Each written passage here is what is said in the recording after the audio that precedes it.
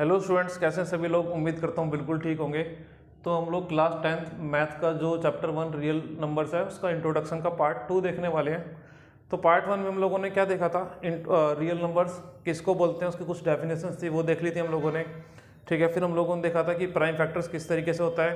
फिर हम लोगों ने ये देखा था कि जो फंडामेंटल थ्योरम है वो क्या बोलती है। फिर हम लोगों ने देखा था कि प्राइम फैक्टर्स की हेल्प से एचसीएफ और एलसीएम कैसे निकालते हैं।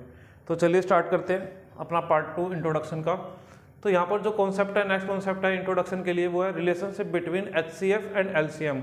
एलसीएम में और एचसीएफ के बीच में क्या रिलेशनशिप होता है वो देखने वाले हैं। इंपॉर्टेंट कॉन्सेप्ट है, इसके ऊपर डायरेक्ट क्वेश्चन आएगा आपका, तो थोड़ा ध्यान से देखिएगा इसका। तो देखिए क्या बोलता है ये, first number multiply by second number equals to HCF multiply by LCM। ठीक है, चलिए एक एग्जांपल कंसीडर कर लेते हैं। एग्जांपल हमारे पास एक काम करते हैं वही ले लेते हैं जो हम लोग लास्ट टाइम ले रखा था। Let first number 72, second number को हम लोग ले लेते हैं 120 जो ले रखा था। Second number is 120। देन हम एक काम करते हैं, एलसीएम हम लोगों ने निकाला था, कितना आया था इनका एलसीएम 360। अब हमें फाइंड करना है एचसीएफ।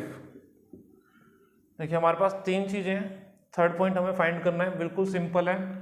ठीक है, तो जो रिलेशनशिप है वो क्या बोलता है, first number multiply second number equal to क्या, HCF मल्टीप्लाई बाय LCM।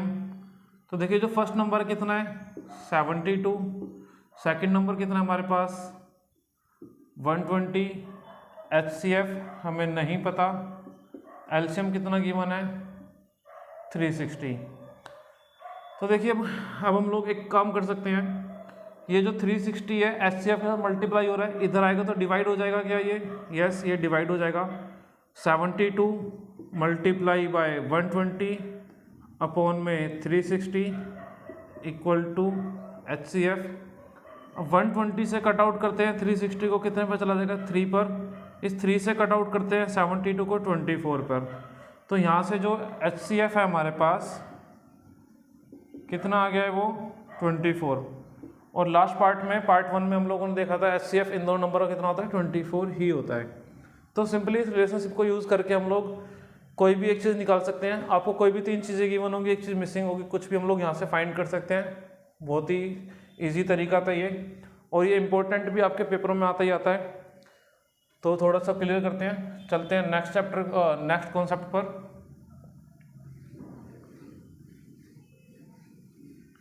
तो देखिए जो चैप्टर का नेक्स्ट कॉन्सेप्ट है और जो कि लास्ट कॉन्सेप्ट भी है, तो वो है नंबर को इरेशनल प्रूव करना। तो डायरेक्ट एक एग्जांपल की हेल्प से लेते हैं।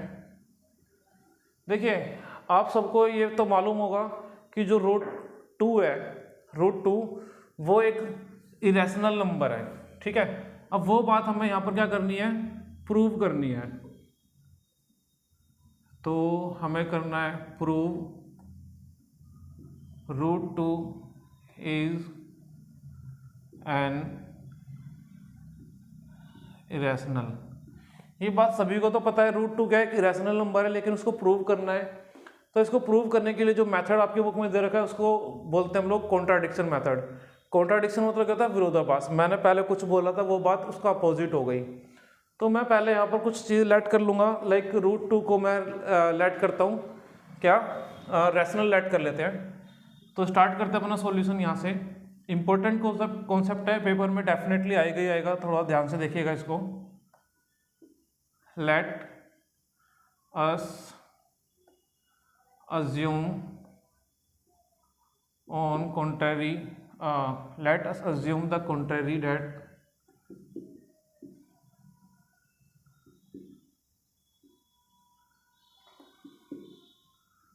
that √2 is rational.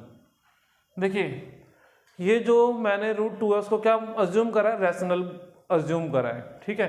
सारा गेम इसी बात के अंदर है, लेकिन इसको प्रूव करने के लिए और देखते हैं। एक्चुअल में रैशनल तो नहीं है √2, लेकिन इसको रैशनल अज्यूम करेंगे और अपनी बातों को गलत सिद्ध करेंगे और इसको √2 को हम लोग इरेशनल प्रूव कर देंगे, ठीक है। तो चलिए आगे देखिए क्या कह रहा है। √2 को हम लोगों ने रैशनल लेट कर लिया है। अगर √2 रैशनल है, अब आपको रैशनल नंबर की प्रॉपर्टी पता है, रैशनल नंबर को कैसे लिखते हैं, p/q की फॉर्म में लिख लेते हैं, या फिर a/b की फॉर्म में भी लिख सकते हैं।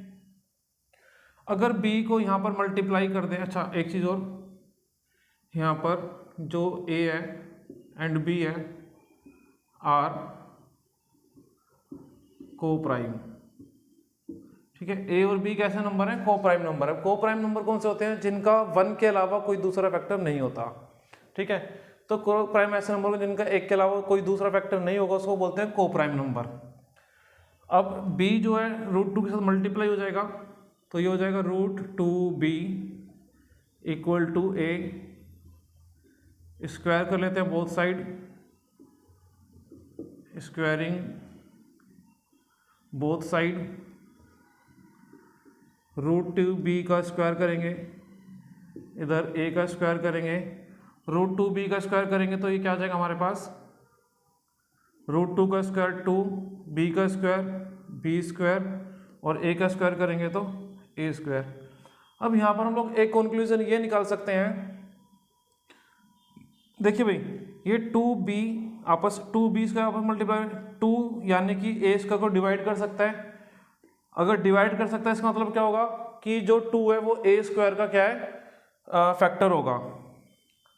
तो हम लोग लिख सकते हैं यहाँ पर a square is divisible by 2, factor है इसलिए वो 2 से डिवाइड हो रहा है। अगर a स्क्वायर 2 से डिवाइड हो सकता है तो जो a है वो भी 2 से डिवाइड होगा, ठीक है ना। एक एग्जांपल ले लेते हैं सिंपल सा, लाइक 100 है, वो 2 से डिवाइड हो सकता है नहीं हो सकता है, कितना आ जाएगा 50 आ जाएगा। अब मैं 100 का रूट कर दूं, ये भी 2 से डिवाइड हो सकता है, 100 का रूट क्या होता है 10, ये भी 2 से डिवाइड हो सकता है 5 आ जाएगा। यानी कि अगर a स्क्वायर जो है वो 2 से डिविजिबल है तो जो a है वो भी 2 से डिविजिबल हो जाएगा। तो यहाँ पर ये भी लिख लेते हैं बात को हम लोग अभी, a is also divisible by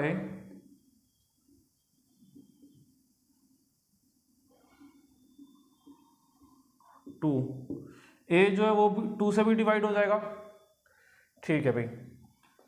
then आगे चलते हैं, लेट कर लेते हैं, लेट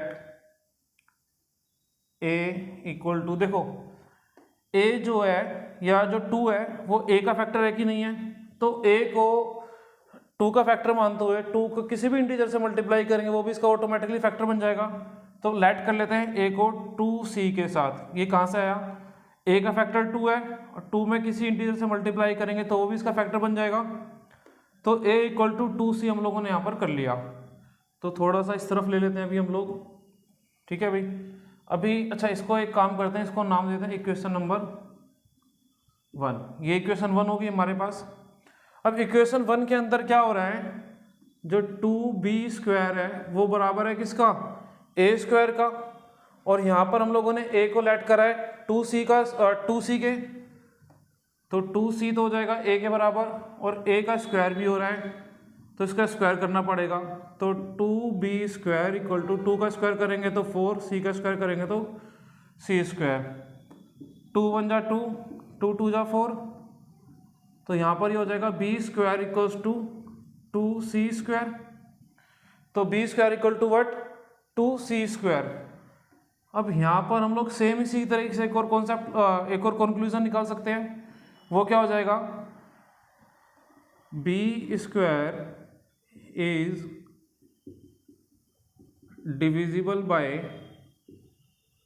2। अगर b स्क्वायर जो है, देखो ये b स्क्वायर है, अगर 2 को इधर लेके आएंगे डिवाइड हो जाएगा, तो यही हम लोगों ने कंक्लूजन निकाला है कि जो बी स्क्वायर है वो 2 से डिवाइड हो सकता है।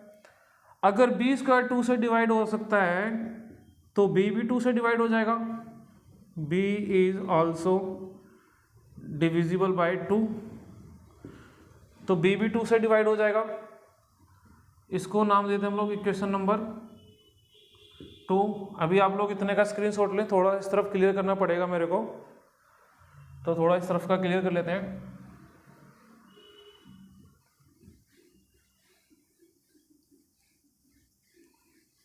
तो इतने में मेरा काम हो जाएगा भाई। तो देखिएगा अब यहाँ पर इक्वेशन 1 क्या कह रही थी कि जो ए है वो 2 से डिवाइड हो सकता है, यानी कि ए का फैक्टर 2 था।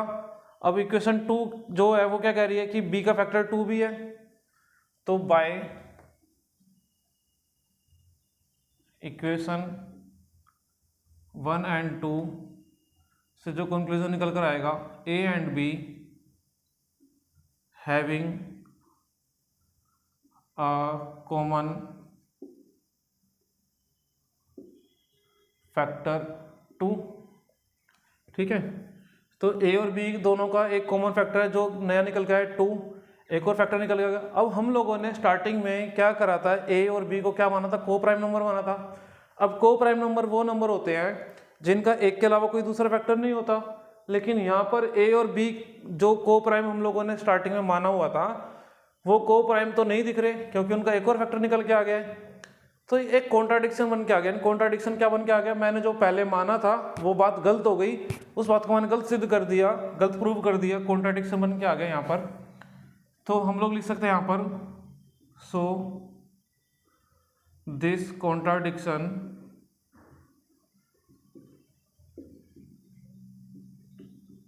arises due to our wrong assumption, therefore root 2 is an